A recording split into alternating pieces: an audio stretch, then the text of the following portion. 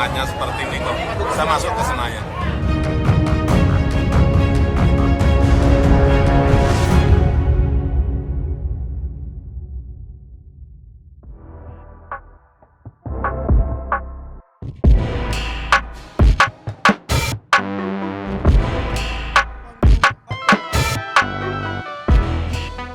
Ada banyak kejutan yang terjadi dalam pemilu 2024.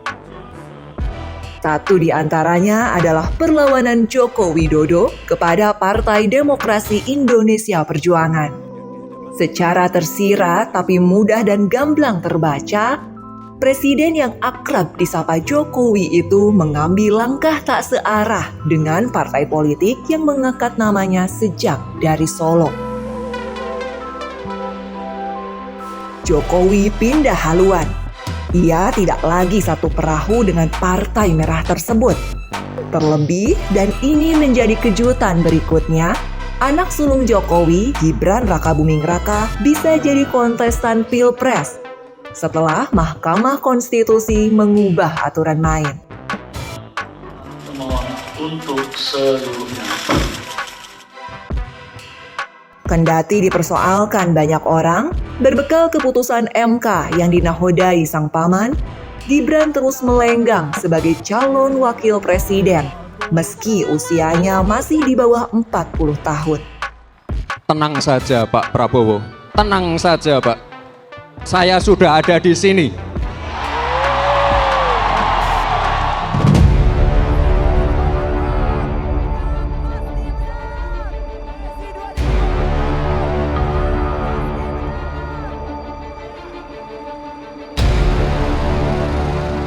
Kejutan lainnya adalah didapuknya anak bungsu Jokowi, Kaesang Pangarep, menjadi Ketua Umum Partai Solidaritas Indonesia. Padahal ia baru 2 hari menjadi anggota partai berlambang mawar putih itu.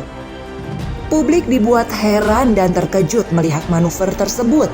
Apalagi tak lama setelah itu, baliho raksasa bertuliskan PSI Partai Jokowi plus gambar Jokowi dan Kaesang meruyak di banyak tempat. Muncul pertanyaan, dari mana sumber dana mereka untuk membombardir masyarakat dengan baliho-baliho raksasa itu?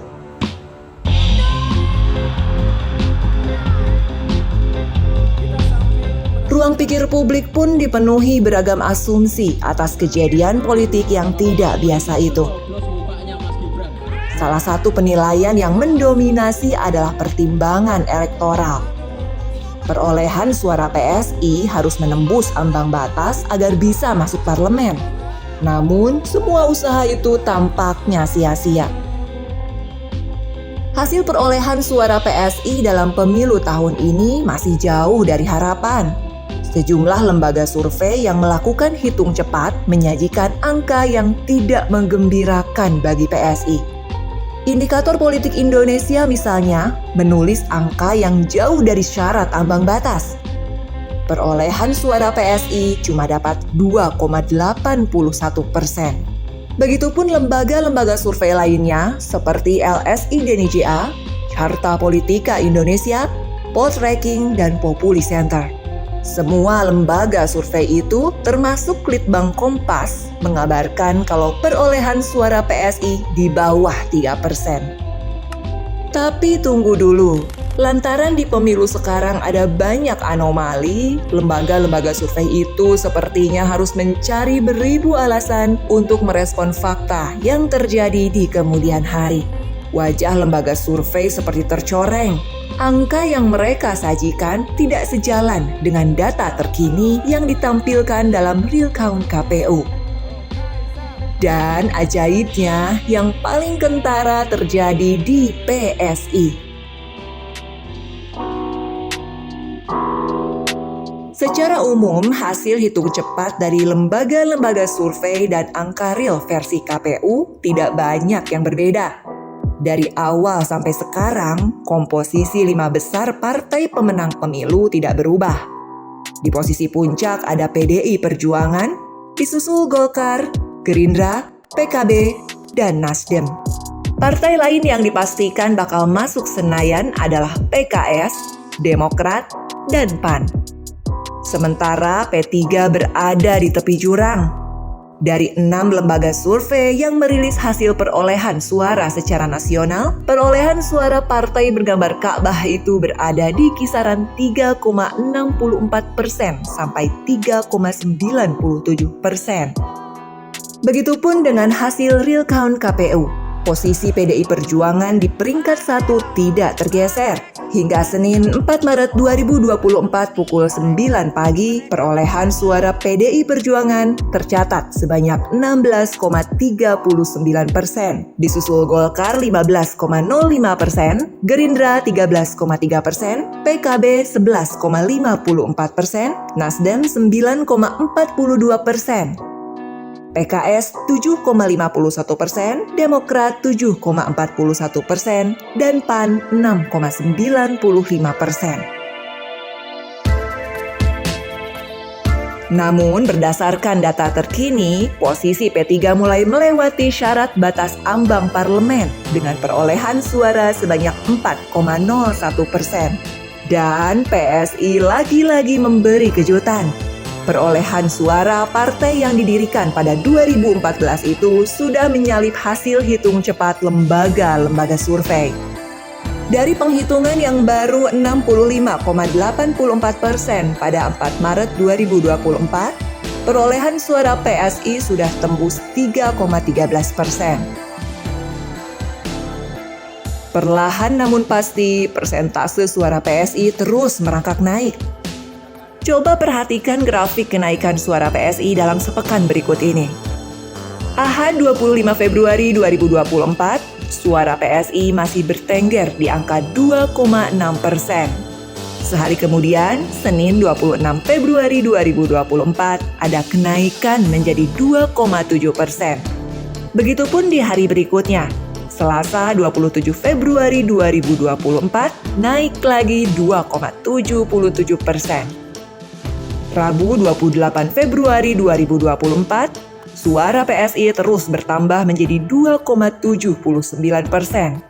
Pada Kamis 29 Februari 2024 pun naik lagi menjadi 2,93%. Dan pada Jumat 1 Maret 2024, persentase suara PSI sudah menyentuh angka 3. Sabtu 2 Maret 2024 tercatat sudah mencapai 3,13%. Persentase itu masih bertahan hingga Senin 4 Maret 2024. Namun, kendati masih di angka 3,13%, suara PSI terus bertambah. Sabtu 2 Maret 2024, di satu waktu PSI diketahui mendapat 2.395.363 suara. Lalu pada Ahad 3 Maret 2024, bertambah lagi menjadi 2.402.899. Itu berarti ada penambahan lebih dari 7.500 suara. Begitupun pada Senin 4 Maret 2024 pagi, suara PSI diketahui bertambah lagi sebanyak lebih dari 1.300 suara. Banyak yang heran dengan terus bertambahnya perolehan suara PSI dan sudah jauh melampaui hasil hitung cepat lembaga-lembaga survei. Bahkan di media sosial pun sempat trending partai salah input sebagai reaksi warganet atas kejadian yang tidak biasa itu. Wakil Ketua Dewan Pembina PSI, Grace Natali, meminta semua pihak menunggu hasil akhir dari KPU dan jangan menggiring opini yang menyesatkan. Dalam keterangan tertulisnya kepada media, Grace mengatakan peningkatan suara PSI itu merupakan hal yang wajar, apalagi masih ada 70 juta suara yang belum masuk hitungan KPU. Di antara lembaga yang paling punya banyak. Sementara itu, peneliti utama Indikator Politik Indonesia Burhanuddin Muhtadi memaparkan, berdasarkan hasil hitung cepat lembaga-lembaga survei, perolehan suara PSI berjarak jauh dengan syarat ambang batas parlemen sebesar 4%. Raihan suara PSI yang dipotret sejumlah lembaga survei berada di kisaran antara 2,6% sampai 2,9%. Lantaran itu, ia menegaskan hampir mustahil PSI bisa masuk Senayan. Di lain sisi, Presiden Jokowi punya keyakinan berbeda dengan lembaga-lembaga survei yang telah memotret perolehan suara dalam pemilu 2024. Saat minum teh bersama Kaisang Pangarep dan beberapa pengurus inti PSI di Bandung awal Februari 2024, Jokowi merasa percaya kalau PSI akan masuk Senayan.